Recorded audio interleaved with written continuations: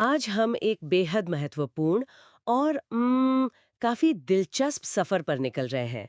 ये समझने के लिए कि भारत का संविधान, वो किताब जो हमारे देश की आत्मा है, आखिर बना कैसे। हमारे पास जो स्रोत हैं, वे इस पूरी कहानी की परतें खोलते हैं।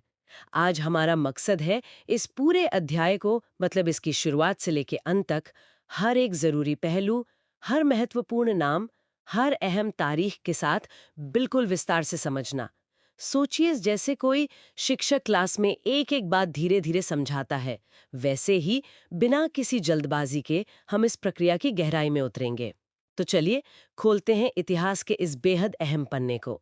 Okay, let's unpack this. ये जानना वाकई जरूरी है, क्योंकि ये सिर्फ एक दस्तावेज के बनने की कहानी नहीं है।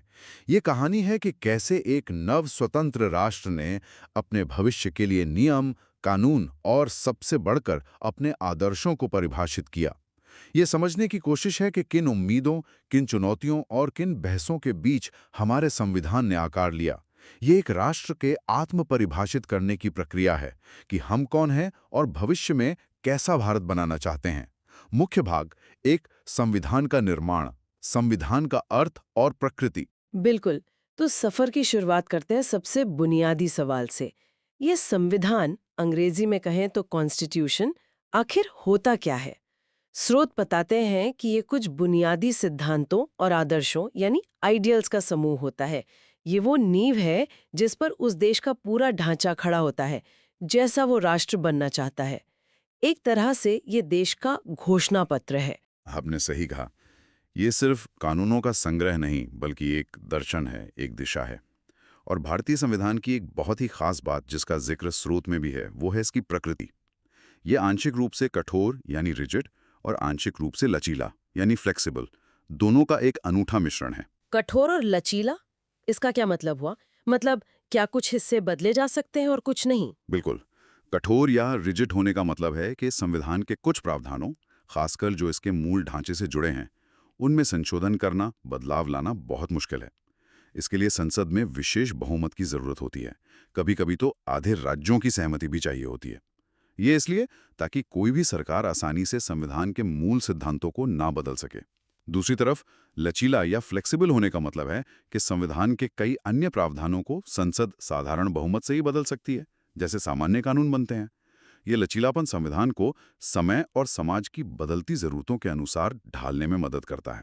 तो ये संतुलन स्थिरता और अनुकूलनशीलता दोनों देता है। ये तो वाकई दिलचस्प संतुलन है। स्रोत में एक और बात कही गई है जो थोड़ी चौंकाती है कि जरूरी नहीं कि हर देश जहां संविधान हो वो लोकतांत्रिक यानी डेमोक्रेटिक भी हो। हम तो अक्सर संविधान और लोकतंत्र को एक साथ ही देखते हैं। हाँ, ये एक बहुत महत्वपूर्ण बिंदु है जिसे समझना जरूरी है। देखिए, संविधान मूल रूप से शासन चलाने के लिए एक नियम पुस्तिका, एक ढांचा मतलब फ्रेमवर्क देता है। ये बताता है कि सरकार कैसे बनेगी, उसकी शक्तियां क्या होंगी, नागरिकों के अधिकार क्या होंगे अगर होंगे तो। लेकिन ये जरूरी नहीं कि वो ढांचा हमेशा लोकतांत्रिक मूल्यों पर ही आधारित हो। इतिहास में और आज भी ऐसे देश हैं जहां संविधान तो है, पर सत्ता किसी तानाशाह या कुछ चुनिंदा लोगों के हाथ में है। नागरिकों को बोलने की आजादी नहीं है।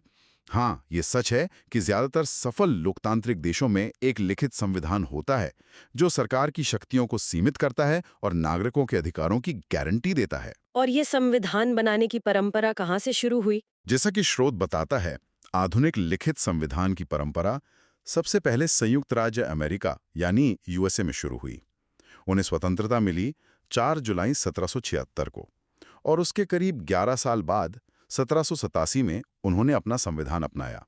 ये दुनिया के कई देशों के लिए प्रेरणा बना। 2. सरकार के अन्य रूप, अदर फॉर्म ऑफ गवर्नमेंट। तो संविधान और लोकतंत्र के अलावा भी दुनिया में सरकार चलाने के कई और तरीके हैं। स्रोत में कुछ और व्यवस्थाओं का जिक्र है जिन्हें समझना शायद हमारे संविधान के महत्व को और उजागर करेगा। जैसे कि साम्यवादी यानी कम्युनिस्ट व्यवस्था। स्रोत इसके बारे में क्या कहता है? या कम्युनिज्म में उत्पादन के जो मुख्य स्रोत या साधन होते हैं, जैसे कि जमीन, कारखाने, खदानें, उन पर सरकार का या कहें कि पूरे समाज का नियंत्रण होता है। इसमें व्यक्तिगत संपत्ति मतलब प्राइवेट प्रॉपर्टी की अवधारणा बहुत सीमित होती है या होती ही नहीं है। सिद्धांत रूप में लक्ष्य एक वर्गहीन समाज, क्लासलेस सोसाइटी बनाना होता है। स्रोत में इसके उदाहरण के तौर पर चीन का नाम दिया गया है। हालांकि समकालीन चीन की व्यवस्था काफी जटिल है और उसमें बाजार अर्थव्यवस्था के तत्व भी शामिल हैं। ठीक है। फिर एक शब्द आता है अल्पतंत्र यानी ऑलिगार्किक। ये सुनने में थोड़ा भारी लगता है, इसका क्या मतलब है? ओलिगार्की या अल्पतंत्र का सीधा सा मतलब है कुछ लोगों का शासन, यानी देश की सत्ता और सारे महत्वपूर्ण फैसले कुछ गिने चुने शक्तिशाली व्यक्तियों, परिवारों या समूहों के हाथ में होते हैं। ये धन, सैन्य शक्ति या राजनीतिक प्रभाव के आधार पर हो सकता है। स्रोत में उदाहरण के तौर पर चीन और रूस का जिक्र है। यहाँ ये ध्यान रखना जरूरी है कि किसी देश को पूरी तरह से अल्पतंत्र कहना अक्सर एक सरलीकरण हो सकता है, क्योंकि आधुनिक शासन प्रणालियां काफी मिलीजुली होती हैं। लेकिन हाँ, स्रोत इन देशों को इस श्रेणी में रखता है। और राजशाही यानी मोनार्की, ये तो शायद हम ज्यादा जानते हैं राजा महाराजाओं की कहानियों से। हाँ, राजशाही या मोनार्की वो व्यवस्था है जहाँ शासन की बागडोर एक ही व्यक्ति यानी राजा या सम्राट, किंग या एम्परर के हाथ में होती है। इसमें सत्ता आमतौर पर वंशानुगत होती है, मतलब हेरिडिटरी, यानी राजा के बाद उसका उत्तराधिकारी बेटा या बेटी शासक बनता है। इतिहास में इसके अनगिनत उदाहरण हैं और आज भी दुनिया में कुछ संवैधानिक राजशाहियां मौजूद हैं जहां राजा या रानी राष्ट्र के प्रमुख तो होते हैं, पर वास्तविक शक्तियां चुनी हुई सरकार के पास होती हैं, जैसे ब्रिटेन में। लेकिन यहां जिस राजशाही की बात हो रही है वो शायद निरंकुश राजशाही, एब्सोल्यूट मोनार्की है, जहां राजा के पास ही सारी शक्तियां होती हैं। और आखिर में स्रोत में जिक्र है सर्वाधिकारवादी यानी टोटलिटेरियन व्यवस्था का। ये क्या है और ये तानाशाही से कैसे अलग है? सर्वाधिकारवाद या टोटलिटेरियनिज्म ये तानाशाही का ही कह सकते हैं एक चरम रूप है। इसमें शासक या सत्तारूढ़ पार्टी का नागरिकों के जीवन के लगभग हर पहलू पर पूरा और कठोर नियंत्रण होता है। सिर्फ राजनीति ही नहीं, बल्कि अर्थव्यवस्था, शिक्षा, कला, संस्कृति, यहाँ तक कि लोगों की सोच और निजी जीवन पर भी। इसमें व्यक्तिगत स्वतंत्रताएं, इंडिविजुअल फ्रीडम्स लगभग खत्म कर दी जाती हैं। सरकार का विरोध करने की कोई गुंजाइश नहीं होती और अक्सर एक ही विचारधारा को जबरदस्त थोपा जाता है। ये नागरिकों पर राज्य के पूर्ण नियंत्रण की व्यवस्था है, जो इसे सामान्य तानाशाही से भी ज्यादा दमनकारी बना देती है। 3. संविधान सभा यानी कॉन्स्टिट्यूएंट असेंबली गठन की पृष्ठभूमि। इन विभिन्न शासन व्यवस्थाओं को समझने के बाद अब हम वापस भारत पर आते हैं और बात करते हैं अपनी संविधान सभा यानी कॉन्स्टिट्यूएंट असेंबली की। वो सभा जिसने हमारे संविधान को बनाया। इसकी मांग अचानक तो नहीं उठी होगी, इसकी पृष्ठभूमि क्या थी? स्रोत में इसका एक क्रम, एक क्रोनोलॉजी दी गई है। जी हाँ, भारतीयों द्वारा अपने लिए संविधान बनाने की मांग धीरे धीरे, मतलब स्टेप बाय स्टेप विकसित हुई। स्रोत के अनुसार इस दिशा में एक महत्वपूर्ण प्रारंभिक कदम 1928 में उठाया गया था। लखनऊ में एक सर्वदलीय सम्मेलन यानी ऑल पार्टीज कॉन्फ्रेंस आयोजित हुआ था। इस सम्मेलन ने भारत के लिए एक संवैधानिक प्रारूप, कॉन्स्टिट्यूशनल ड्राफ्ट प्रस्तुत किया, जिसे आमतौर पर नेहरू रिपोर्ट के नाम से जाना जाता है। इसकी अध्यक्षता मोतीलाल नेहरू ने की थी, जवाहरलाल नेहरू के पिता ने। हालांकि ये रिपोर्ट ब्रिटिश सरकार ने मानी नहीं, लेकिन ये भारतीयों द्वारा अपने भविष्य का खाका खींचने का एक अहम प्रयास था। फिर 1934 में एक नाम आता है, M.N. रॉय। स्रोत बताता है कि उन्होंने पहली बार संविधान सभा का विचार रखा। ये कौन थे और उनका क्या योगदान था? M.N. रॉय, मानवेंद्र नाथ रॉय, एक जाने माने वामपंथी विचारक, क्रांतिकारी और राजनीतिक कार्यकर्ता थे। स्रोत के मुताबिक वो पहले व्यक्ति थे जिन्होंने 1934 में औपचारिक रूप से ये विचार सामने रखा कि भारत का संविधान बनाने के लिए एक स्वतंत्र संविधान सभा, इंडिपेंडेंट कॉन्स्टिट्यूएंट असेंबली होनी चाहिए, जो भारतीयों द्वारा ही चुनी जाए। उनका मानना था कि भारत का भविष्य तय करने का अधिकार सिर्फ भारतीयों को ही होना चाहिए, किसी बाहरी शक्ति को नहीं। ये एक बहुत ही महत्वपूर्ण विचार था जिसने आगे चलकर जोर पकड़ा। और फिर जैसा कि स्रोत बताता है, 1935 में भारत की सबसे बड़ी राजनीतिक पार्टी भारतीय राष्ट्रीय कांग्रेस, इंडियन नेशनल कांग्रेस ने पहली बार आधिकारिक रूप से ऑफिशियली भारत का संविधान बनाने के लिए एक संविधान सभा के गठन की मांग उठाई। इसके बाद ये मांग भारतीय स्वतंत्रता आंदोलन का एक केंद्रीय मुद्दा बन गई। कांग्रेस का कहना था कि केवल भारतीयों द्वारा बनाई गई संविधान सभा ही भारतीय लोगों की इच्छाओं का प्रतिनिधित्व कर सकती है। 4. ब्रिटेन से प्रस्ताव। तो ये तो हुई भारतीयों की तरफ से उठ रही मांग। क्या ब्रिटिश सरकार ने इस मांग पर कोई ध्यान दिया? उनकी तरफ से भी कोई प्रस्ताव आए थे संविधान सभा को लेकर? हाँ, बिल्कुल। ब्रिटिश सरकार पर लगातार दबाव बन रहा था। खासकर दूसरे विश्व युद्ध वर्ल्ड वॉर 2 के दौरान उन्हें भारतीयों के सहयोग की जरूरत थी। इसलिए उन्होंने समय समय पर कुछ प्रस्ताव पेश किए। लेकिन शुरुआती प्रस्तावों को भारतीय नेताओं ने, खासकर कांग्रेस ने, स्वीकार नहीं किया, क्योंकि वे पूर्ण स्वतंत्रता की मांग पर अड़े थे। स्रोत में इन प्रस्तावों का एक क्रम दिया गया है। सबसे पहले 1940 में आया ऑगस्ट प्रस्ताव, यानी ऑगस्ट ऑफर, जिसे वाइसराय लिनलिथगो ने पेश किया था। ऑगस्ट ऑफर 1940, ठीक है। फिर 1942 में क्रिप्स प्रस्ताव, यानी क्रिप्स प्रपोजल आया। सर स्टाफोर्ड क्रिप्स, जो ब्रिटिश युद्ध मंत्रिमंडल के सदस्य थे, इसे लेकर भारत आए थे। क्रिप्स प्रस्ताव 1942, ओके। युद्ध के बाद 1945 में वाइसरा वेवेल ने वेवेल प्लान, यानी वेवेल प्रस्तुत की, जिसके तहत शिमला में एक सम्मेलन भी हुआ, पर वह सफल रहा। वेवेल योजना 1945, ये भी असफल रही। और अंत में 1946 में आया कैबिनेट मिशन योजना, यानी cabinet mission plan. Cabinet mission योजना 1946, ये इतनी महत्वपूर्ण क्यों मानी जाती है? स्रोत कहता है कि इसे कांग्रेस और मुस्लिम लीग दोनों ने स्वीकार कर लिया था, जबकि पहले के प्रस्ताव खारिज हो गए थे। ऐसा क्या था इसमें? यहाँ ये वाकई दिलचस्प हो जाता है। Here's where it gets really interesting. Cabinet mission योजना वो निर्णायक मोड़ था। हालांकि इसे लेकर भी काफी मतभेद और बहस हुई, लेकिन अंततः यही वो ब्रिटिश प्रस्ताव था जिसे कांग्रेस और मुस्लिम लीग दोनों प्रमुख राजनीतिक दलों ने कुछ आपत्तियों के बावजूद स्वीकार कर लिया। और सबसे महत्वपूर्ण बात यह है कि इसी योजना के आधार पर भारत की संविधान सभा का गठन हुआ, जिसने आखिरकार हमारे संविधान का निर्माण किया। जैसा कि स्रोत बताता है, इस मिशन में ब्रिटिश कैबिनेट के 3 वरिष्ठ सदस्य शामिल थे। लॉर्ड पैथिक लॉरेंस, जो उस समय भारत सचिव यानी secretary of state for India थे और मिशन के अध्यक्ष थे, सर स्टैफोर्ड क्रिप्स, व्यापार बोर्ड के अध्यक्ष, और एवी अलेक्जेंडर, नौसेना मंत्री। इनकी सिफारिशों ने ही संविधान सभा के गठन की प्रक्रिया को संभव बनाया। हालांकि इसी योजना में कहीं ना कहीं भारत के विभाजन के बीज भी छिपे थे। 5. पुराने प्रस्तावों की अस्वीकृति के कारण। तो ये समझना जरूरी है कि कैबिनेट मिशन से पहले के प्रस्ताव, जैसे अगस्त ऑफर या क्रिप्स प्रस्ताव, आखिर खारिज क्यों हुए थे? उनमें ऐसी क्या कमी थी जिसे भारतीय नेता स्वीकार नहीं कर पाए? स्रोत के अनुसार इसका मुख्य कारण भारतीय राष्ट्रीय कांग्रेस का बदलता हुआ रुख था। 1929 के लाहौर अधिवेशन के बाद से ही कांग्रेस ने पूर्ण स्वराज, यानी कंप्लीट इंडिपेंडेंस को अपना लक्ष्य घोषित कर दिया था। वे अब ब्रिटिश साम्राज्य के भीतर किसी तरह की स्वायत्तता से संतुष्ट नहीं थे, जबकि ब्रिटिश सरकार अगस्त ऑफर और क्रिप्स प्रस्ताव जैसे शुरुआती प्रस्तावों में केवल डोमिनियन स्टेटस, यानी प्रभुत्व का दर्जा, डोमिनियन स्टेटस देने की बात कर रही थी, वो भी युद्ध समाप्त होने के बाद। क्रिप्स मिशन ने तो यहां तक कहा कि युद्ध के बाद भारत को डोमिनियन स्टेटस दिया जाएगा और अपना संविधान बनाने का अधिकार भी होगा, लेकिन उसमें प्रांतों को भारतीय संघ से अलग होने का विकल्प भी दिया गया था, जिसे कांग्रेस से देश को तोड़ने की कोशिश माना। ओह, हाँ, वो गांधी जी के प्रसिद्ध टिप्पणी भी तो थी इसी प्रस्ताव पर। जी हाँ, बिल्कुल।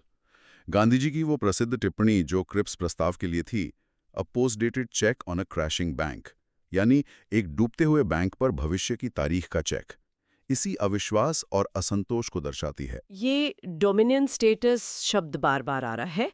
स्रोत में इसकी परिभाषा भी दी गई है। इसका ठीक-ठीक मतलब क्या था? हाँ, स्रोत इसे स्पष्ट करता है। डोमिनियन स्टेटस का मतलब था कि भारत ब्रिटिश साम्राज्य, ब्रिटिश एम्पायर का ही हिस्सा बना रहता, लेकिन उसे आंतरिक मामलों में स्वशासन यानी सेल्फ गवर्नमेंट करने की अनुमति होती।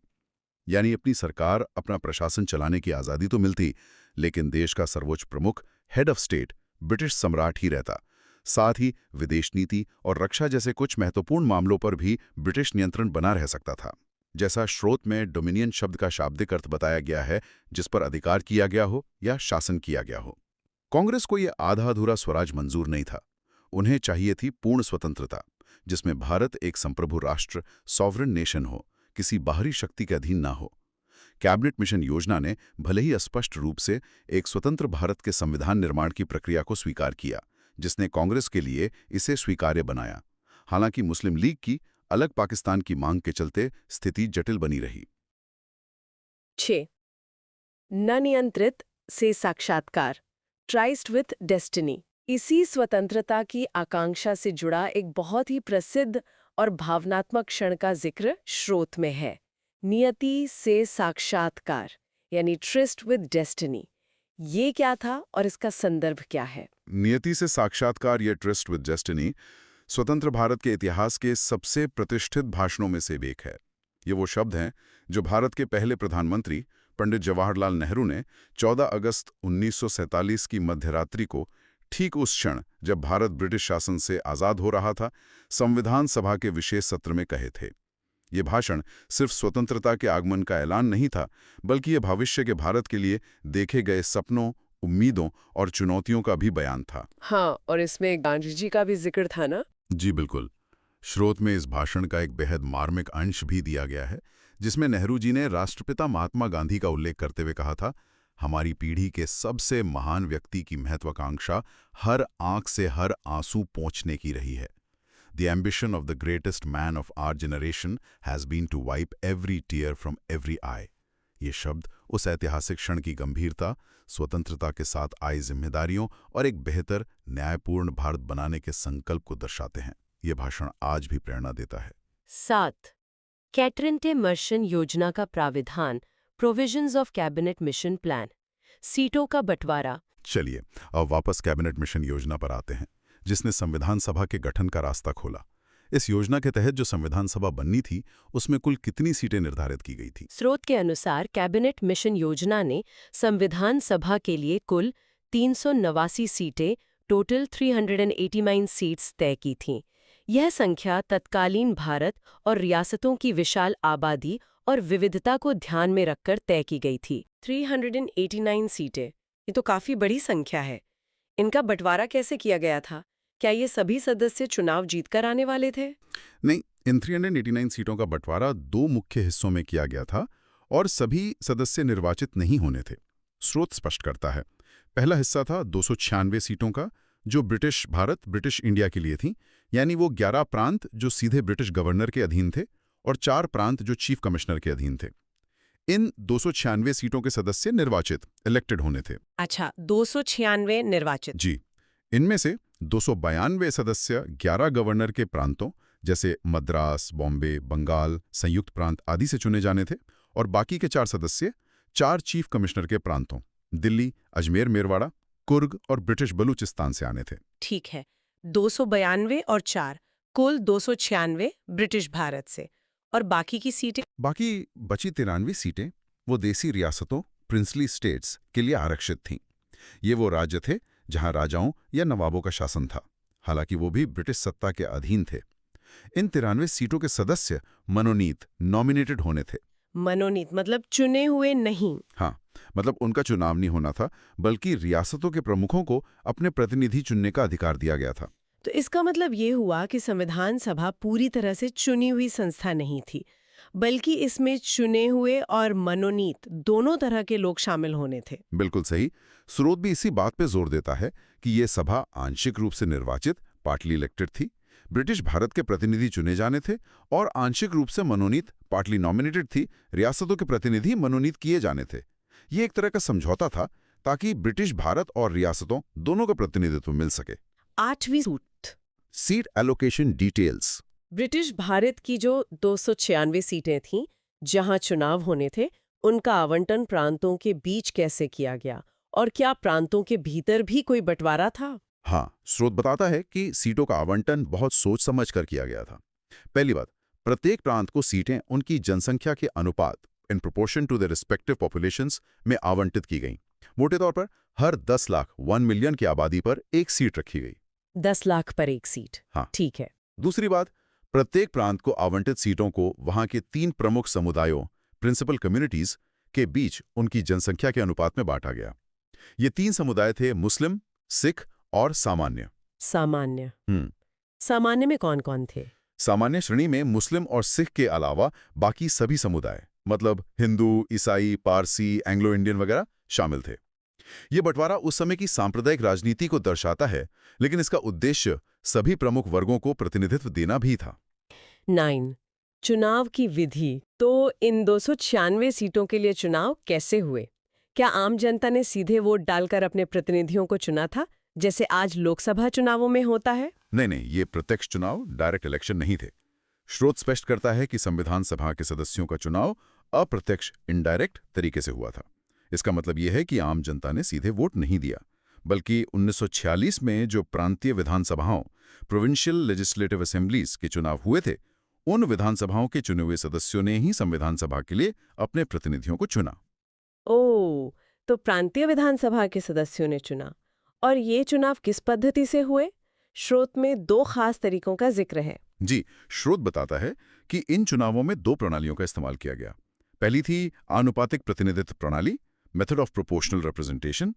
इसका उद्देश्य ये सुनिश्चित करना था कि प्रांतीय विधानसभा में जिस दल या समुदाय का जितना अनुपात है, उसे संविधान सभा में भी लगभग उसी अनुपात में सीटें मिलें। आनुपातिक प्रतिनिधित्व। और दूसरी थी एकल संक्रमणीय मत प्रणाली, means of single transferable vote, STV. ये एक वरीयता आधारित मतदान प्रणाली है जहां मतदाता उम्मीदवारों को अपनी पसंद के क्रम में रैंक करते हैं। ये प्रणाली छोटे समूहों को भी प्रतिनिधित्व दिलाने में मदद करती है।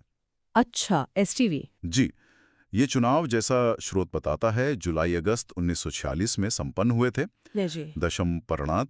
Election results. तो जुलाई-अगस्त 1946 में हुए इन चुनावों के नतीजे क्या रहे? किस पार्टी को कितनी सीटें मिली और ये नतीजे क्यों महत्वपूर्ण थे? ये चुनाव नतीजे बहुत महत्वपूर्ण थे क्योंकि इन्होंने संविधान सभा की संरचना तय की। स्रोत के अनुसार इन चुनावों में भारतीय राष्ट्रीय Congress, Indian national Congress (INC) ने भारी बहुमत हासिल किया। उसे ब्रिटिश भारत की 296 सीटों में से 208 सीटें मिलीं। 208 सीटें कांग्रेस को? जी। मुस्लिम लीग को 73 सीटें मिली, जो दिखाता है कि मुस्लिम मतदाताओं के बीच उसका काफी प्रभाव था। 73 मुस्लिम लीग को, और बाकी बची 15 सीटें छोटे दलों जैसे यूनियनिस्ट पार्टी, कृषक प्रजा पार्टी और स्वतंत्र उम्मीदवारों इंडिपेंडेंट्स के खाते में गई। लेकिन हमने पहले जिक्र किया था कि मुस्लिम लीग ने तो बाद में संविधान सभा का बहिष्कार कर दिया था, 73 सीटें जीतने के बावजूद। हाँ, ये एक महत्वपूर्ण घटनाक्रम था। चुनाव नतीजों से स्पष्ट हो गया था कि संविधान सभा में कांग्रेस का दबदबा रहेगा। मुस्लिम लीग को लगा कि वो एक अलग पाकिस्तान की अपनी मांग को इस सभा के जरिए पूरा नहीं कर पाएगी। इसलिए कैबिनेट मिशन योजना को शुरू में स्वीकार करने के बाद भी लीग ने जल्द ही संविधान सभा का बहिष्कार, बॉयकॉट कर दिया और पाकिस्तान के लिए एक अलग संविधान सभा की मांग करने लगी। जब 3 जून 1947 को भारत के विभाजन की माउंटबेटन योजना स्वीकार कर ली गई, तो पाकिस्तान के क्षेत्रों से चुने गए मुस्लिम लीग के सदस्य और कुछ अन्य सदस्य भी भारत की संविधान सभा से अलग हो गए।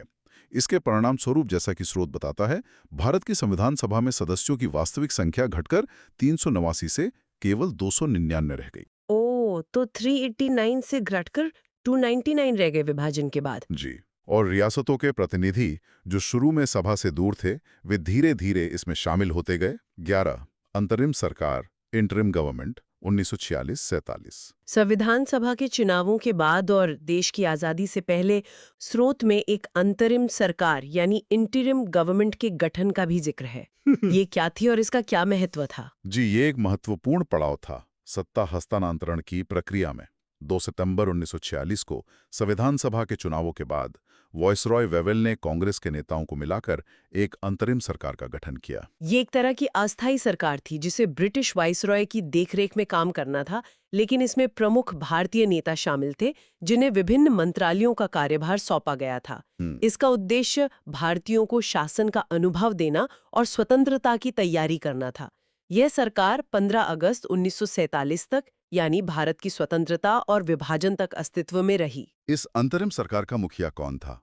क्या कोई भारतीय प्रधानमंत्री बना था? नहीं, औपचारिक रूप से सरकार का प्रमुख, या कहें कि कार्यकारी परिषद का अध्यक्ष, president of the executive council, अभी भी तत्कालीन वाइसराय ही था। स्रोत के अनुसार शुरुआत में फरवरी 1947 तक लॉर्ड वेवल, विस्काउंट वेवल इस पद पर थे। वेवल थे पहले? जी। फिर फरवरी 1947 में लॉर्ड माउंटबैटन नए वाइसराय बनकर आए और वे अध्यक्ष बने। फिर माउंटबैटन आ गए। इसी तरह सेनाध्यक्ष, कमांडर इन चीफ भी एक ब्रिटिश अधिकारी, सर क्लॉड ऑचिनलेक थे। लेकिन इसमें भारतीय नेताओं के पास महत्वपूर्ण मंत्रालय थे। स्रोत में तो पूरी लिस्ट दी गई है। कौन-कौन प्रमुख थे और उनके पास कौन से विभाग थे? हाँ, ये जानना दिलचस्प है कि सत्ता का हस्तांतरण कैसे धीरे धीरे हो रहा था। सरकार के उपाध्यक्ष, वाइस प्रेसिडेंट पंडित जवाहरलाल नेहरू थे और वही वास्तविक रूप से सरकार का नेतृत्व कर रहे थे। उनके पास विदेश मामले, एक्सटर्नल अफेयर्स और राष्ट्रमंडल संबंध, कॉमनवेल्थ रिलेशंस का विभाग भी था। नेहरू जी उपाध्यक्ष और विदेश मंत्री। सरदार वल्लभ भाई पटेल, कांग्रेस, गृह मंत्रालय, होम, सूचना एवं प्रसारण, इंफॉर्मेशन एंड ब्रॉडकास्टिंग, बहुत ही महत्वपूर्ण विभाग।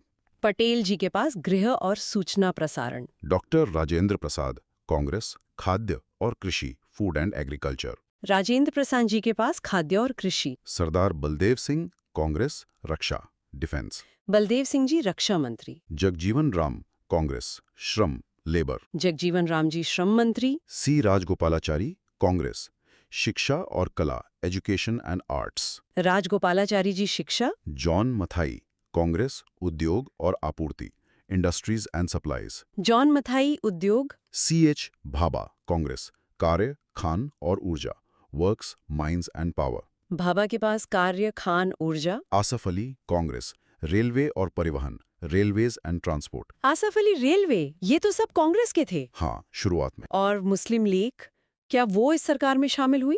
शुरुआत में मुस्लिम लीग ने अंतरिम सरकार में शामिल होने से इनकार कर दिया था, लेकिन अक्टूबर 1946 में वायसराय के समझाने पर लीग ने सरकार में शामिल होने का फैसला किया। हालांकि उनका उद्देश्य सरकार के भीतर से पाकिस्तान की मांग को आगे बढ़ाना था। अच्छा, तो बाद में लीग भी शामिल हो गई। जी, लीग के जो सदस्य शामिल हुए उनमें प्रमुख थे लियाकत अली खान, मुस्लिम लीग, वित्त, फाइनेंस। ये एक बहुत महत्वपूर्ण मंत्रालय था। लियाकत अली खान वित्त मंत्री, ये तो बड़ा विभाग था। हाँ, फिर गजनफर अली खान, मुस्लिम लीग, स्वास्थ्य, हेल्थ। जोगेंद्र नाथ मंडल, मुस्लिम लीग, कानून, लॉ। जोगेंद्रनाथ मंडल, ये तो लीग के सदस्य नहीं थे शायद। ये एक रोचक तथ्य है। जोगेंद्र नाथ मंडल अनुसूचित जाति के नेता थे, लेकिन वो मुस्लिम लीग के नामित सदस्य थे। ओह अच्छा, ये तो दिलचस्प बात है। स्तर, मुस्लिम लीग, संचार, डाक और वायु, कम्युनिकेशंस, पोस्ट्स एंड एयर। हालांकि स्रोत ये भी इशारा करते हैं कि सरकार के भीतर कांग्रेस और मुस्लिम लीग के मंत्रियों के बीच लगातार टकराव और असहयोग बना रहा, जिसने प्रभावी ढंग से काम करना बहुत मुश्किल बना दिया और अंततः विभाजन को और अवश्यंभावी कर दिया। हाँ, ये तो होना ही था शायद। 12 उद्देश्य प्रस्ताव, ऑब्जेक्टिव रेजोल्यूशन। संविधान सभा की कार्यवाही जब शुरू हुई तो उसका मार्गदर्शन करने के लिए कुछ सिद्धांत तय किए गए होंगे। स्रोत में एक बहुत ही महत्वपूर्ण दस्तावेज का जिक्र है, उद्देश्य प्रस्ताव, यानी ऑब्जेक्टिव रेजोल्यूशन। ये क्या था और इसका क्या महत्व था? उद्देश्य प्रस्ताव ये संविधान निर्माण की प्रक्रिया का, कह सकते हैं, आधारशिला या मार्गदर्शक सिद्धांत था। इसे पंडित जवाहरलाल नेहरू ने 13 दिसंबर 1946 को संविधान सभा की पहली बैठक के कुछ ही दिनों बाद सभा के समक्ष प्रस्तुत किया था। यह सिर्फ एक प्रस्ताव नहीं था, बल्कि ये घोषणा थी कि भारत कैसा राष्ट्र बनेगा, उसके मूल्य क्या होंगे और संविधान किन लक्ष्यों को प्राप्त करने का प्रयास करेगा। इस उद्देश्य प्रस्ताव में मुख्य बातें क्या थीं? मतलब क्या लक्ष्य रखे गए थे? इसमें कई महत्वपूर्ण बातें शामिल थीं, जैसे भारत को एक स्वतंत्र, संप्रभु गणराज्य, इंडिपेंडेंट सॉवरेन रिपब्लिक घोषित करना। स्वतंत्र संप्रभु गणराज्य। भारत के सभी नागरिकों के लिए सामाजिक, आर्थिक और राजनीतिक न्याय, जस्टिस, विचार, अभिव्यक्ति, विश्वास, धर्म और उपासना की स्वतंत्रता, लिबर्टी, प्रतिष्ठा और अवसर की समानता, इक्वालिटी सुनिश्चित करना। न्याय, स्वतंत्रता, समानता, ये सब थे। जी, अल्पसंख्यकों, माइनॉरिटीज, पिछड़ों और जनजातीय क्षेत्रों, बैकवर्ड एंड ट्राइबल एरियाज, और अन्य दलित वर्गों, depressed and other backward classes के लिए पर्याप्त सुरक्षा उपाय, एडिक्वेट सेफगार्ड्स प्रदान करना। अल्पसंख्यकों और पिछड़ों के लिए सुरक्षा। देश की एकता, यूनिटी बनाए रखना और विश्व शांति और मानव कल्याण, world peace and welfare of mankind को बढ़ावा देना। संविधान सभा ने इस प्रस्ताव पर कई दिनों तक गहन विचार विमर्श किया और अंततः इसे 22 जनवरी 1947 को सर्वसम्मति से स्वीकार कर लिया। 22 जनवरी 1947 को स्वीकार हुआ। जी, यहाँ ये समझना आकर्षक है कि what's fascinating here is इसी उद्देश्य प्रस्ताव के संशोधित रूप ने ही बाद में हमारे संविधान की प्रस्तावना यानी प्रीएम्बल का आधार तैयार किया। ओह, तो प्रस्तावना इसी से निकली है। हाँ, काफी हद तक। इसीलिए इसे संविधान की आत्मा या कुंजी भी कहा जाता है। इसने पूरी संविधान निर्माण प्रक्रिया को एक नैतिक और दार्शनिक दिशा दी। 13 संविधान सभा की समितियां। संविधान बनाने का काम वाकई बहुत बड़ा और जटिल था। इतने सारे विषयों पर कानून बनाने थे, प्रावधान तय करने थे। क्या ये सारा काम पूरी 299 सदस्यों की सभा एक साथ करती थी या इसे आसान बनाने के लिए कोई तरीका अपनाया गया? नहीं नहीं, इतना विशाल और विविधतापूर्ण काम पूरी सभा के लिए एक साथ करना संभव नहीं था। इसलिए संविधान निर्माण के विभिन्न पहलुओं पर गहराई से विचार करने और मसौदा तैयार करने के लिए संविधान सभा ने कई समितियों, कमिटीज का गठन किया। स्रोत के अनुसार काम को व्यवस्थित और विशेषज्ञतापूर्ण तरीके से करने के लिए कुल मिलाकर 8 प्रमुख समितियां, मेजर कमिटीज, और कई अन्य लघु समितियां, माइनर कमिटीज बनाई गई थीं। स्रोत में 13 लघु समितियों का उल्लेख है। इन समितियों ने अलग-अलग विषयों पर विस्तृत रिपोर्ट तैयार की, जिनके आधार पर संविधान का मसौदा बना। 8 प्रमुख और 13 लघु समितियां। अच्छा, ये 8 प्रमुख समितियां कौन सी थीं और उनकी अध्यक्षता कौन कर रहे थे? ये जानना महत्वपूर्ण होगा। जी, स्रोत में इन प्रमुख समितियों और उनके अध्यक्षों की सूची दी गई है। ये समितियां और उनके अध्यक्ष वास्तव में संविधान निर्माण के प्रमुख स्तंभ थे। पहली, संघ शक्ति समिति, यूनियन पावर्स कमेटी, अध्यक्ष जवाहरलाल नेहरू। इसका काम केंद्र सरकार की शक्तियों को निर्धारित करना था। नेहरू जी के पास संघ की शक्तियां। दूसरी, संघीय संविधान समिति, यूनियन कॉन्स्टिट्यूशन कमेटी। इसके भी अध्यक्ष जवाहरलाल नेहरू थे। ये समिति संघीय ढांचे पर विचार कर रही थी। फिर से नेहरू जी, संघीय संविधान। तीसरी, प्रांतीय संविधान समिति, प्रोविंशियल कॉन्स्टिट्यूशन कमेटी। अध्यक्ष सरदार वल्लभ भाई पटेल। इसका काम प्रांतों के लिए संवैधानिक ढांचा तय करना था। प्रांतों के लिए पटेल जी। चौथी, प्रारूप समिति, ड्राफ्टिंग कमेटी। अध्यक्ष doctor B R. Ambedkar.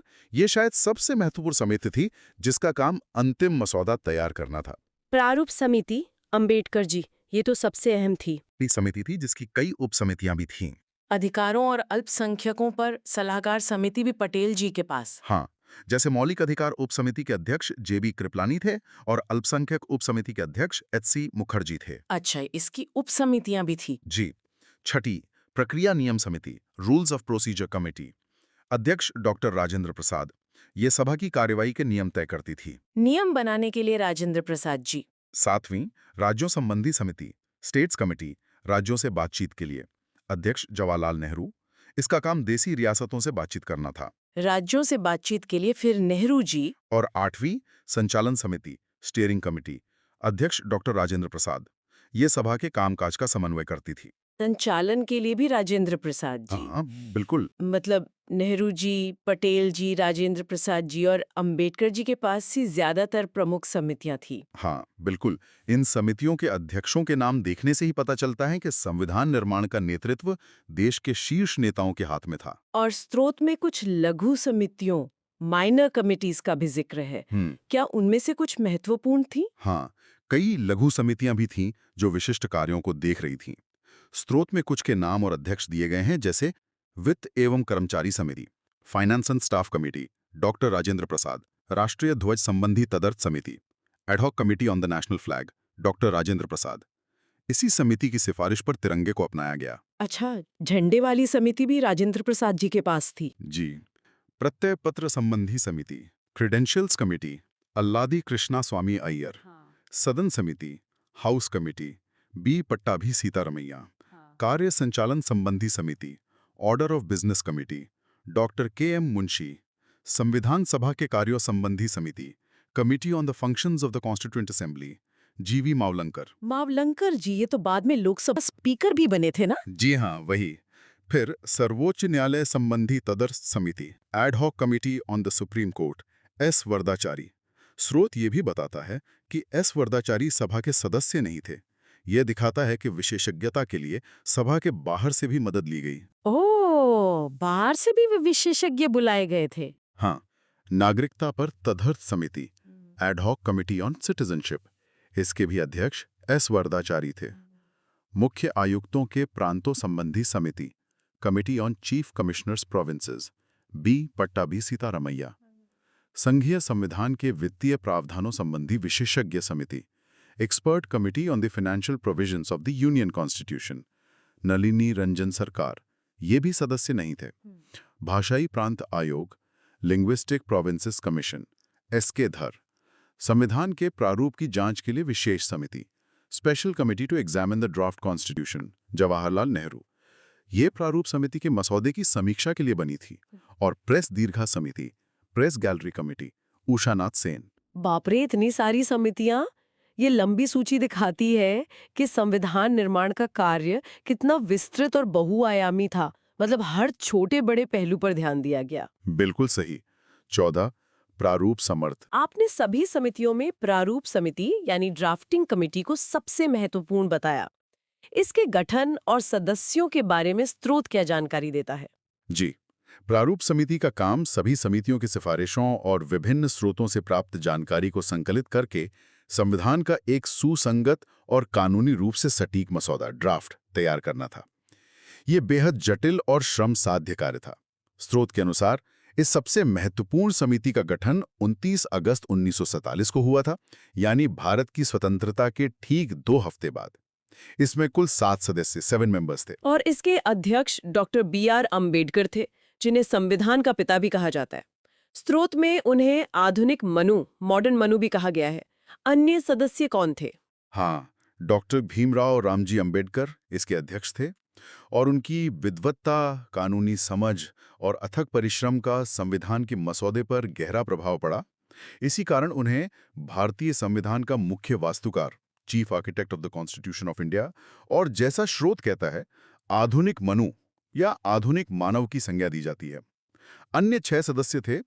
1 N Gopalaswamy Iyengar, 2 Alladi Krishnaswamy Iyer, ये दोनों दक्षिण भारत के प्रमुख न्यायविद थे। अयंगर और अय्यर। 3 doctor KM. मुंशी, एक प्रतिष्ठित वकील, शिक्षाविद और राजनेता। K.M. मुंशी। 4 सैयद मोहम्मद सादुल्ला, मुस्लिम लीग के सदस्य थे, जो विभाजन के बाद भी भारत की संविधान सभा और प्रारूप समिति में बने रहे। सादुल्ला साहब, मुस्लिम लीग से। 5 एन माधवराव, इन्होंने B.L. मित्तर की जगह ली थी, जिन्होंने खराब स्वास्थ्य के कारण इस्तीफा दे दिया था। अच्छा, B.L. मित्तर की जगह माधवराव आए। जी। और 6 टी.टी. कृष्णमाचारी, टी.टी. कृष्णमाचारी ने D.P. खेतान की जगह ली थी, जिनकी 1948 में मृत्यु हो गई थी। और खेतान साहब की जगह कृष्णमाचारी। तो समिति में बदलाव भी हुए थे। हाँ बिल्कुल, स्रोत ये भी स्पष्ट करता है कि समिति की सदस्यता में कुछ बदलाव हुए थे। इन 7 सदस्यों ने मिलकर संविधान का पहला मसौदा तैयार किया। 15 भारतीय संविधान का प्रारूप, मसौदा और वाचन। तो प्रारूप समिति ने मसौदा यानी ड्राफ्ट तैयार करने का काम कैसे किया, और फिर उस मसौदे पर संविधान सभा में चर्चा और स्वीकृति की प्रक्रिया क्या थी? प्रारूप समिति ने विभिन्न समितियों के प्रस्तावों, संवैधानिक सलाहकार सर B.N. राव द्वारा तैयार किए गए प्रारंभिक नोट्स और दुनिया भर के लगभग 60 संविधानों के अध्ययन के आधार पर भारत के संविधान का पहला मसौदा, फर्स्ट ड्राफ्ट, तैयार किया।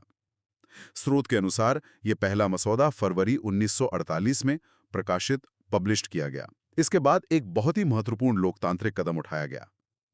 इस मसौदे को भारत की जनता, प्रेस, प्रांतीय विधानसभाओं और अन्य संगठनों के बीच व्यापक विचार विमर्श और सुझावों के लिए जारी किया गया। मतलब आम लोगों से भी सुझाव मांगे गए? जी हाँ, लोगों को इस पर बहस करने और संशोधन सुझाने के लिए लगभग 8 महीने का समय दिया गया। ये दिखाता है कि संविधान निर्माता इस प्रक्रिया को कितना खुला और समावेशी बनाना चाहते थे। तो क्या जनता और विभिन्न संस्थाओं से मिले सुझाव पर विचार किया गया? अंतिम मसौदा कब पेश हुआ? बिल्कुल, प्रारूप समिति ने प्राप्त हुए हजारों सुझावों, आलोचनाओं और टिप्पणियों पर गंभीरता से विचार किया। जहां जरूरी समझा वहां संशोधन किए गए। इस पूरी प्रक्रिया के बाद समिति ने संविधान का दूसरा और अंतिम मसौदा, फाइनल ड्राफ्ट, तैयार किया। Doctor B.R. अम्बेडकर ने ये अंतिम मसौदा 4 नवंबर 1948 को संविधान सभा के समक्ष प्रस्तुत किया। यहीं से संविधान को पारित करने की औपचारिक प्रक्रिया शुरू हुई। इसके बाद की प्रक्रिया क्या थी? स्रोत में वाचन यानी रीडिंग का जिक्र है, ये क्या होता है? हाँ, किसी भी विधेयक, बिल को कानून बनाने की प्रक्रिया में, खासकर संसदीय प्रणाली में, उसे कई चरणों से गुजरना पड़ता है, जिन्हें वाचन या रीडिंग कहते हैं। संविधान के मसौदे को भी इसी प्रक्रिया से पारित किया गया। स्रोत के अनुसार संविधान पर सभा में 3 वाचन हुए। 3 वाचन? पहला कब हुआ? पहला वाचन फर्स्ट रीडिंग ये 4 नवंबर 1948 को शुरू हुआ और 9 नवंबर 1948 तक चला, मतलब कुल 5 दिन। इस दौरान मसौदे पर एक सामान्य बहस, जनरल डिस्कशन हुई, लेकिन इस पर कोई मतदान नहीं हुआ। सिर्फ सामान्य बहस, ठीक है। फिर दूसरा वाचन? दूसरा वाचन, सेकेंड रीडिंग, ये सबसे लंबा और सबसे महत्वपूर्ण चरण था। ये 15 नवंबर 1948 को शुरू हुआ और अगले साल 17 अक्टूबर 1949 तक चला। बाप रे, लगभग 1 साल। जी हाँ। इस दौरान संविधान के प्रत्येक खंड पर क्लॉज बाय क्लॉज, हर अनुच्छेद आर्टिकल पर बहुत विस्तार से और गहराई से विचार विमर्श हुआ। सदस्यों ने लगभग 7,653 संशोधन अमेंडमेंट्स प्रस्तावित किए, जिनमें से करीब 2,473 पर सभा में वास्तव में चर्चा हुई। 7,000 से ज्यादा संशोधन प्रस्तावित हुए। हाँ, यहीं पर संविधान के हर प्रावधान को बारीकी से जांचा परखा गया, बहस हुई और जरूरी बदलाव किए गए।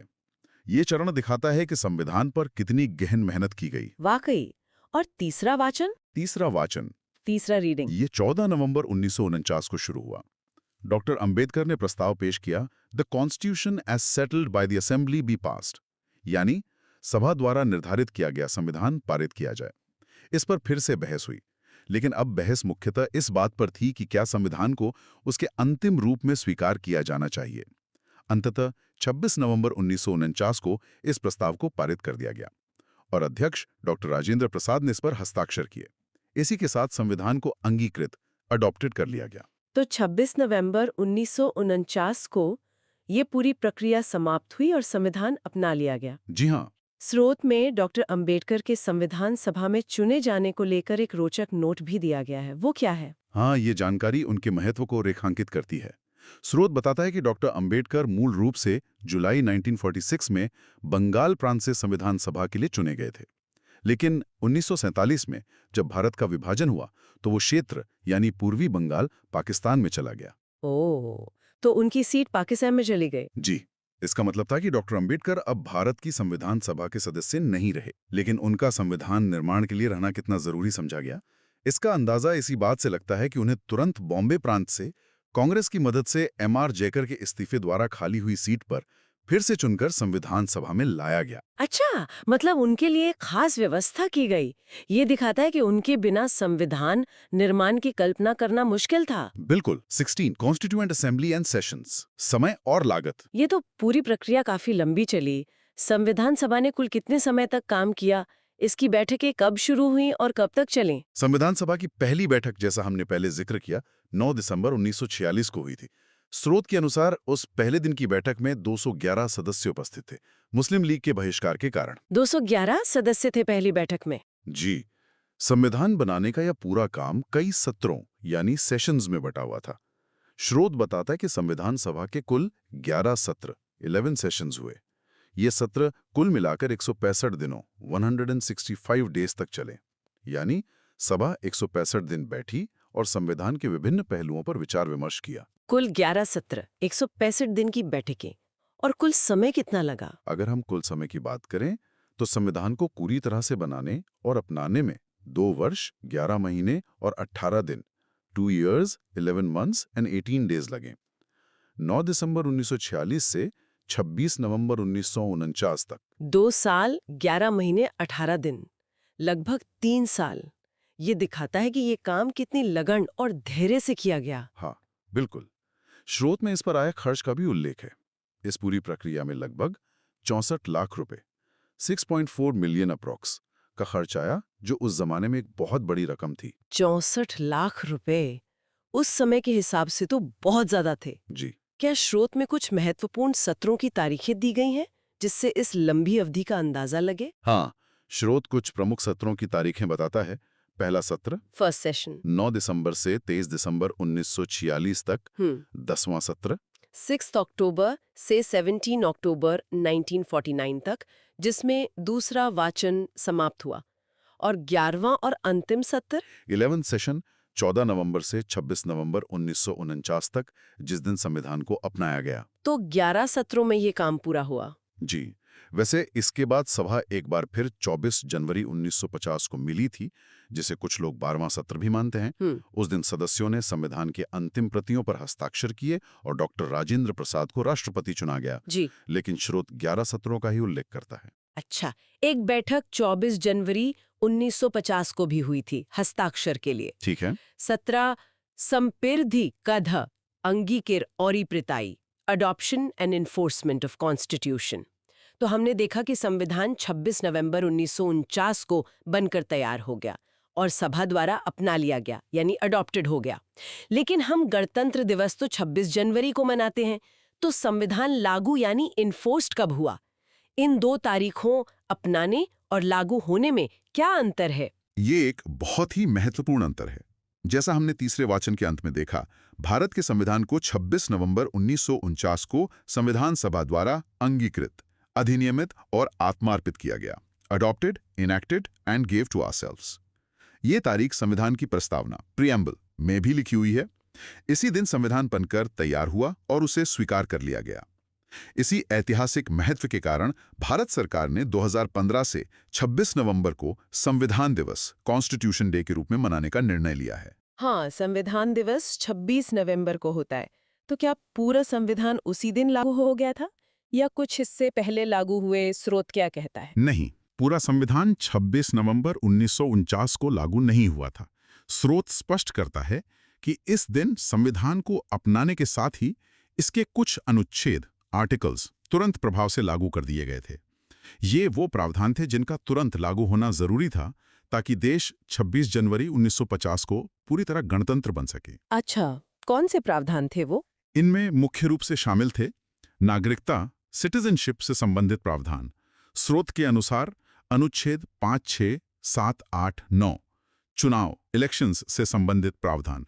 स्रोत के अनुसार अनुच्छेद 324 से 329, ताकि चुनाव आयोग की स्थापना और चुनाव की तैयारी शुरू हो सके। अंतरिम संसद, प्रोविजनल पार्लियामेंट और राष्ट्रपति से जुड़े कुछ प्रावधान और कुछ अन्य अस्थायी और संक्रमणकालीन, टेम्पररी एंड ट्रांजिशनल प्रावधान। ये कुल मिलाकर लगभग 15-16 अनुच्छेद थे जो 26 नवंबर 1949 को ही लागू हो गए। तो कुछ जरूरी चीजें जैसे नागरिकता, चुनाव वगैरह तुरंत लागू हो गईं, और फिर बाकी का पूरा संविधान कब लागू हुआ और 26 जनवरी की ही तारीख क्यों चुनी गई? संविधान के शेष सभी प्रावधान यानी उसका बड़ा हिस्सा 26 जनवरी 1950 को लागू केम इनटू फोर्स हुआ। इसी दिन भारत एक संप्रभु, लोकतांत्रिक गणराज्य, सॉवरन डेमोक्रेटिक रिपब्लिक बना। इसीलिए 26 जनवरी को हम हर साल गणतंत्र दिवस, रिपब्लिक डे के रूप में मनाते हैं। तो 26 जनवरी ही क्यों? 2 महीने इंतजार क्यों किया गया? अब सवाल उठता है कि 26 जनवरी की तारीख ही क्यों चुनी गई, जबकि संविधान तो 26 नवंबर 1949 को ही तैयार हो गया था। स्रोत बताता है कि इसका एक ऐतिहासिक महत्व है। भारतीय राष्ट्रीय कांग्रेस ने दिसंबर 1929 में अपने लाहौर अधिवेशन में पूर्ण स्वराज, कंप्लीट इंडिपेंडेंस का प्रस्ताव पारित किया था और यह तय किया था कि 26 जनवरी 1930 को पूरे देश में पूर्ण स्वराज दिवस या स्वतंत्रता दिवस के रूप में मनाया जाएगा। हाँ, वो लाहौर अधिवेशन वाली बात। जी, उस दिन से हर साल 26 जनवरी को स्वतंत्रता दिवस के रूप में मनाया जाने लगा था, जब तक 15 अगस्त 1947 को वास्तविक स्वतंत्रता नहीं मिल गई।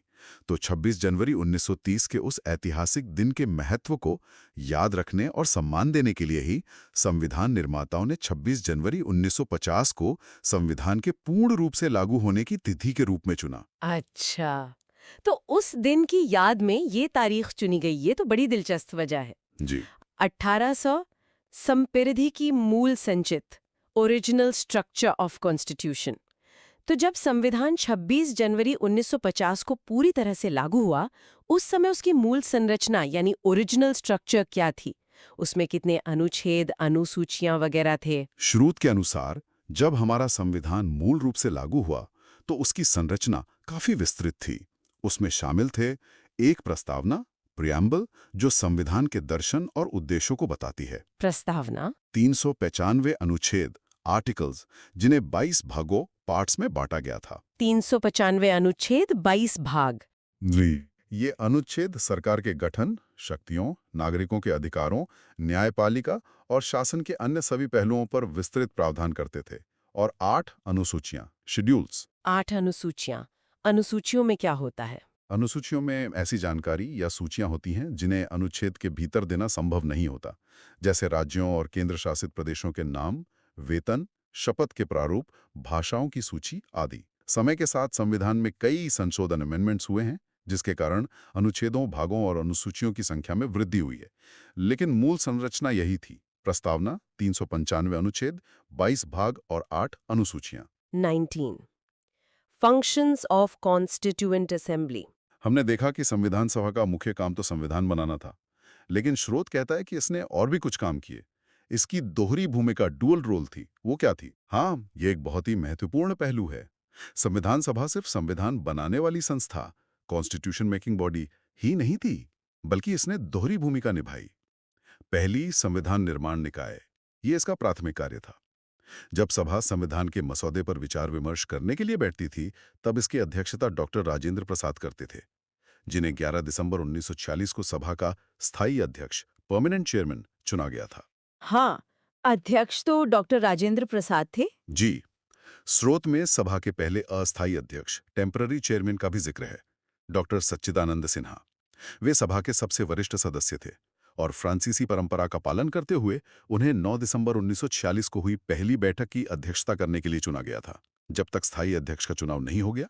अच्छा, पहले अस्थायी अध्यक्ष डॉक्टर सच्चिदानंद सिन्हा थे। जी, स्रोत में 2 उपाध्यक्षों, वाइस चेयरमैन का भी उल्लेख है, एच.सी. मुखर्जी और वी.टी. कृष्णामाचारी। स्रोत में एक जगह एच.टी. कृष्णामाचारी लिखा है, पर आमतौर पर ये दोनों नाम एच.सी. मुखर्जी और वी.टी. कृष्णामाचारी ही माने जाते हैं। 2 उपाध्यक्ष भी थे, मुखर्जी और कृष्णामाचारी। ठीक है, ये तो हुई संविधान बनाने वाली भूमिका। दूसरी भूमिका क्या थी? दूसरी महत्वपूर्ण भूमिका थी एक विधायी निकाय, लेजिस्लेटिव बॉडी, यानी एक संसद के रूप में काम करना। चूंकि उस समय कोई चुनी हुई संसद नहीं थी, इसलिए देश के लिए सामान्य कानून, ऑर्डिनरी लॉज बनाने की जिम्मेदारी भी इसी संविधान सभा ने निभाई। ओहो, मतलब ये संसद का काम भी कर रही थी। हाँ, बिल्कुल। जब सभा इस विधायी भूमिका में बैठक करती थी, यानी कानून बनाने के लिए, तब इसकी अध्यक्षता जीवी मावलंकर करते थे, जो बाद में स्वतंत्र भारत की पहली लोकसभा के अध्यक्ष भी बने। अच्छा, जब संविधान बनता था तो अध्यक्ष राजेंद्र प्रसाद और जब कानून बनते थे तो अध्यक्ष मावलंकर। ये तो बहुत दिलचस्प है। जी, इस प्रकार संविधान सभा ने 15 अगस्त 1947 से लेकर 26 जनवरी 1950 तक और उसके बाद भी पहली संसद के चुनाव होने तक भारत की पहली अस्थायी संसद, प्रोविजनल पार्लियामेंट ऑफ इंडिया के रूप में भी काम किया। 20 महत्वपूर्ण निर्णय लिए गए जो असेंबली द्वारा। Important decisions taken by the assembly। तो संविधान बनाने और कानून बनाने के अलावा क्या संविधान सभा ने कुछ और भी महत्वपूर्ण निर्णय लिए जिनका हमारे राष्ट्रीय प्रतीकों या अंतर्राष्ट्रीय संबंधों से लेना देना हो? स्रोत में कुछ ऐसे निर्णयों का जिक्र है। हाँ, अपने इन 2 मुख्य कार्यों के साथ साथ संविधान सभा ने कुछ और भी ऐतिहासिक और महत्वपूर्ण निर्णय लिए हैं, जैसा कि स्रोत में बताया गया है। सबसे पहले इसने 22 जुलाई 1947 को भारत के राष्ट्रीय ध्वज, नेशनल फ्लैग, हमारे प्यारे तिरंगे के वर्तमान स्वरूप को अपनाया। ये स्वतंत्रता से कुछ हफ्ते पहले ही तय कर लिया गया था। तिरंगा अपनाया 22 जुलाई 1947 को। जी, दूसरे मई 1949 में सभा ने भारत की राष्ट्रमंडल कॉमनवेल्थ की सदस्यता की पुष्टि रैटिफाइड की। इस पर काफी बहस हुई थी कि क्या एक स्वतंत्र गणराज्य को उस राष्ट्रमंडल का सदस्य बने रहना चाहिए जिसका प्रमुख ब्रिटिश सम्राट है। लेकिन नेहरू जी के प्रयासों से यह सहमति बनी कि भारत एक संप्रभु गणराज्य रहते हुए भी स्वेच्छा से राष्ट्रमंडल का सदस्य बना रहेगा। इसे ब्रिटिश ताज के प्रति निष्ठा के रूप में नहीं देखा जाएगा। राष्ट्रमंडल की सदस्यता भी मई 1949 में तय हुई। हाँ, तीसरे 24 जनवरी 1950 को, जिसे संविधान सभा की अंतिम बैठक माना जाता है, हाँ। 3 और महत्वपूर्ण निर्णय लिए गए। 24 जनवरी 1950 को 3 और फैसले क्या थे? रविन्द्रनाथ टैगोर द्वारा रचित जनगण मन को भारत के राष्ट्रगान, नेशनल एंथम के रूप में अपनाया गया। राष्ट्रगान। बंकिम चंद्र चटर्जी द्वारा रचित वंदे मातरम को भारत के राष्ट्रीय गीत, नेशनल सॉन्ग के रूप में अपनाया गया, जिसे राष्ट्रगान के बराबर का दर्जा दिया गया। राष्ट्रीय गीत। और इसी दिन डॉक्टर राजेंद्र प्रसाद को सर्वसम्मति से स्वतंत्र भारत के पहले राष्ट्रपति, फर्स्ट प्रेसिडेंट ऑफ इंडिया के रूप में चुना गया। और पहले राष्ट्रपति भी उसी दिन चुने गए। स्रोत में राष्ट्रपति बनने की तारीख 26 जनवरी 1950 लिखी है, जबकि चुनाव 24 जनवरी को हुआ था। हम स्रोत के अनुसार कह रहे हैं कि वे 26 जनवरी 1950 को राष्ट्रपति बने, जिस दिन संविधान लागू हुआ और भारत गणराज्य बना। हाँ, चुनाव 24 को हुआ और वे पद पर 26 जनवरी से आसीन हुए। जी, भारतीय संविधान और इसके निर्माण से जुड़े कुछ और भी रोचक तथ्य, इम्पॉर्टेंट फैक्ट्स दिए गए हैं। कुछ प्रमुख व्यक्ति जिनका योगदान पर्दे के पीछे रहा या जो सदस्य नहीं थे, उनके बारे में क्या जानकारी है? हाँ, कुछ ऐसे व्यक्ति भी थे जिनका योगदान अमूल्य था, भले ही वो सीधे तौर पर सभा के सदस्य ना हो या उनकी भूमिका अलग तरह की हो। स्रोत में कुछ प्रमुख नामों का उल्लेख है। Sir B.N. राव, इन्हें संविधान सभा का संवैधानिक सलाहकार, कॉन्स्टिट्यूशनल एडवाइजर या कानूनी सलाहकार, लीगल एडवाइजर नियुक्त किया गया था। वे एक अनुभवी सिविल सेवक, अंतर्राष्ट्रीय न्यायालय के जज और कानून के प्रकांड विद्वान थे। उन्होंने ही संविधान का प्रारंभिक मसौदा तैयार किया था, जिस पर प्रारूप समिति ने काम किया था। उन्होंने विभिन्न देशों के संविधानों का अध्ययन करके सभा को बहुमूल्य सलाह दी। वे सभा के सदस्य नहीं थे, पर उनका योगदान अत्यंत महत्वपूर्ण माना जाता है। B.N. राव सलाहकार थे, सदस्य नहीं। ये बहुत जरूरी है याद रखना। जी। फिर S.N. मुखर्जी, इन्हें संविधान सभा का मुख्य प्रारूपकार, चीफ ड्राफ्ट्समैन कहा जाता है। उनकी भूमिका संविधान के जटिल प्रावधानों को स्पष्ट, सटीक और सुसंगत कानूनी भाषा में ढालना था।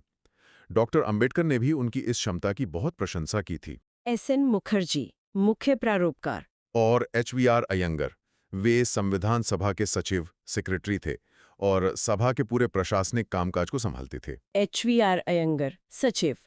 इन लोगों ने पर्दे के पीछे रहकर संविधान निर्माण की मशीनरी को सुचारू रूप से चलाने में मदद की। बिल्कुल। संविधान की मूल प्रति, ओरिजिनल कॉपी के बारे में भी कुछ खास बातें स्रोत में बताई गई हैं, जैसे उसके हस्ताक्षर और सुलेख यानी कैलीग्राफी के बारे में। हाँ, ये बहुत ही रोचक तथ्य है। स्रोत बताता है कि जब संविधान पूरी तरह तैयार हो गया तो उसकी मूल हाथ से लिखी हुई प्रतियों पर 284 सदस्यों ने हस्ताक्षर किए। ये हस्ताक्षर 24 जनवरी 1950 को हुए, जो संविधान सभा की अंतिम बैठक थी। उस दिन सभा में 299 में से 284 सदस्य उपस्थित थे, जिन्होंने इस ऐतिहासिक दस्तावेज पर अपने हस्ताक्षर किए। 284 सदस्यों ने हस्ताक्षर किए और इनमें महिलाएं भी थीं। जी हाँ, ये जानना भी महत्वपूर्ण है कि इन हस्ताक्षरकर्ताओं में 15 महिलाएं, 15 विमेन मेंबर्स भी शामिल थी। 15 महिला सदस्य, ये बहुत अच्छी बात है। एक और खास बात यह है कि संविधान की मूल प्रति टाइप या प्रिंट नहीं की गई थी। इसे हाथ से बेहद सुंदर अक्षरों में लिखा गया था, जिसे सुलेख या कैलीग्राफी कहते हैं। हाथ से लिखा गया था। पूरा संविधान। कमाल है, किसने लिखा था? स्रोत के अनुसार अंग्रेजी संस्करण के सुलेखक कैलीग्राफर प्रेम बिहारी नारायण रायजादा थे। उन्होंने इसे बहती हुई इटैलिक शैली, फ्लोइंग इटैलिक स्टाइल में लिखा। कहा जाता है कि उन्होंने इस काम के लिए कोई पारिश्रमिक नहीं लिया, बस हर पन्ने पर अपना नाम और आखिरी पन्ने पर अपने दादाजी का नाम लिखने की शर्त रखी थी, जिसे स्वीकार कर लिया गया। वाह, प्रेम बिहारी नारायण रायजादा, बिना किसी फीस के। और हिंदी संस्करण किसने लिखा? हिंदी संस्करण के सुलेखक कैलीग्राफर वसंत कृष्ण वैद्य थे। वसंत कृष्ण वैद्य। हाथ से लिखा गया, ये तो अद्भुत है। और स्रोत कहता है कि इसे सिर्फ लिखा ही नहीं गया, बल्कि कलाकारों ने इसे सजाया भी था। बिल्कुल, ये सिर्फ एक कानूनी दस्तावेज नहीं, बल्कि एक कलाकृति भी है। स्रोत के अनुसार संविधान की मूल प्रतियों के हर पन्ने को शांति निकेतन के प्रसिद्ध कलाकारों ने सजाया था, जिसका नेतृत्व महान कलाकार नंदलाल बोस कर रहे थे।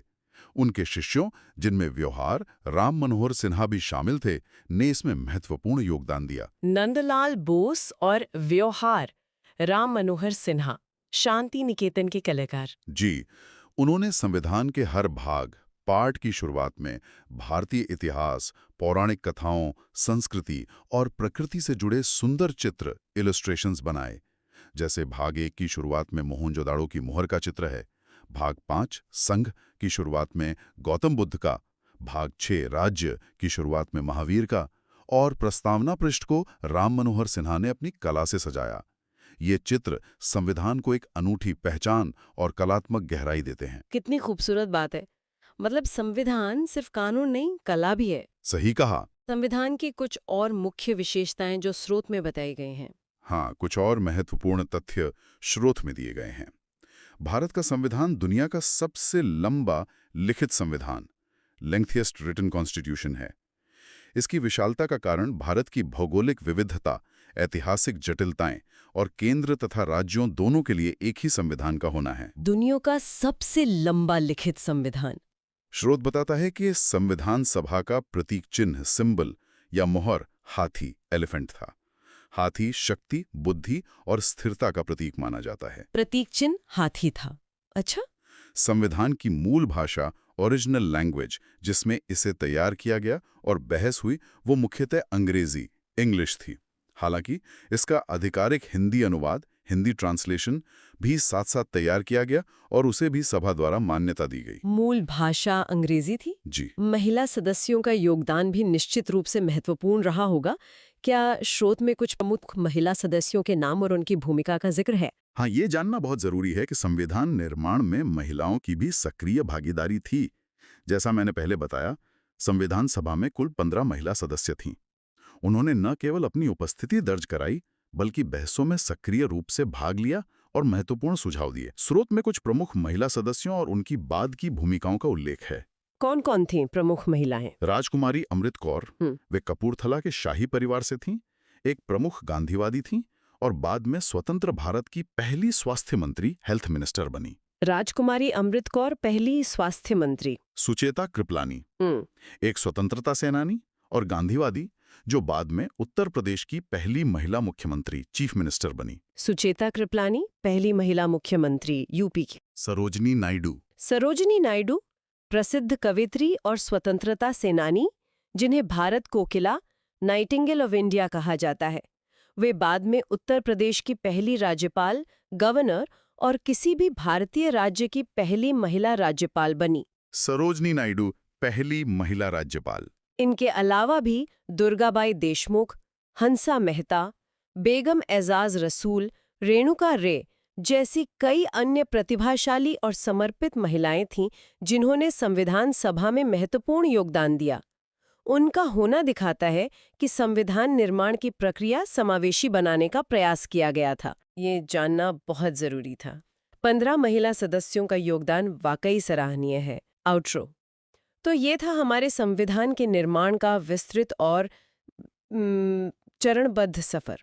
एक विचार के जन्म से लेकर मांग उठने, विभिन्न ब्रिटिश प्रस्तावों, कैबिनेट मिशन योजना के तहत संविधान सभा के गठन, उसके जटिल चुनावों और संरचना, अंतरिम सरकार के अनुभव, उद्देश्य प्रस्ताव द्वारा दिशा निर्धारण, अनगिनत समितियों के अथक परिश्रम, विशेषकर प्रारूप समिति के भगीरथ कार्य, मसौदे पर हुई महीनों लंबी गहन बहसों और हजारों संशोधनों, 3 वाचनों की प्रक्रिया से गुजरकर और अंततः 26 नवंबर 1949 को इसे अपनाने और 26 जनवरी 1950 को पूरी शान से लागू करने तक।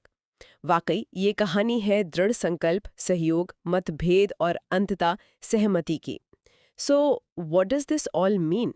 ये सब विस्तार से जानने का आखिर मतलब क्या है हमारे लिए आज? कि हमारा संविधान कोई आसमान से उतरा हुआ दस्तावेज नहीं है। ये जमीनी हकीकतों, गहरी बहसों, अलग अलग विचारों के टकराव और समन्वय का नतीजा है। ये हमें उन मूल्यों स्वतंत्रता, समानता, न्याय, बंधुत्व की याद दिलाता है जिनके लिए हमारे पूर्वजों ने संघर्ष किया और जिन्हें उन्होंने संविधान की नींव बनाया। ये जानना हमें अपने नागरिक अधिकारों और कर्तव्यों के प्रति ज्यादा जागरूक बनाता है। ये सिर्फ इतिहास का एक अध्याय नहीं, ये वो जीवित दस्तावेज है जो आज भी हमारे राष्ट्र का मार्गदर्शन कर रहा है। हाँ, ये सिर्फ अतीत की बात नहीं है। भारतीय लोकतंत्र की एक अद्भुत मिसाल है। ये दिखाती है कि कैसे इतनी ज्यादा भाषाई, धार्मिक, सांस्कृतिक और सामाजिक विविधता वाले देश ने आपसी बातचीत और सहमति से अपने भविष्य का एक साझा नक्शा तैयार किया। यह आसान नहीं था, इसमें बहुत सी चुनौतियां थीं, विभाजन का दर्द था, रियासतों के विलय की जटिलता थी, लेकिन इन सब के बावजूद एक ऐसा संविधान बना जो सबको साथ लेकर चलने का प्रयास करता है। बिल्कुल। ने की महत्वाकांक्षा का जिक्र किया था जो संविधान के आदर्शों में भी झलकता है। संविधान लागू हुए 7 दशक से ज्यादा हो चुके हैं। क्या हम उस महत्वाकांक्षा को पूरी तरह साकार कर पाएं? क्या संविधान में लिखे गए न्याय, स्वतंत्रता और समानता के वादे हर नागरिक तक पहुंचें? संविधान हमें रास्ता दिखाता है, संस्थाएं देता है, अधिकार देता है, लेकिन उन आदर्शों को जमीन पर उतारना एक सतत संघर्ष है, एक निरंतर चलने वाली यात्रा है। ये सवाल कि हम उस लक्ष्य के कितने करीब पहुंचे हैं और अभी कितना सफर बाकी है, शायद आज भी उतना ही प्रासंगिक है जितना 1950 में था। और ये हम सबको अपने हिस्से की भूमिका निभाने के लिए प्रेरित करता है। वाकई सोचने वाली बात है। इस गहरी और महत्वपूर्ण चर्चा में शामिल होने के लिए धन्यवाद। उम्मीद है कि संविधान निर्माण की ये विस्तृत यात्रा हमारे श्रोताओं के लिए ज्ञानवर्धक और प्रेरणादायक रही होगी।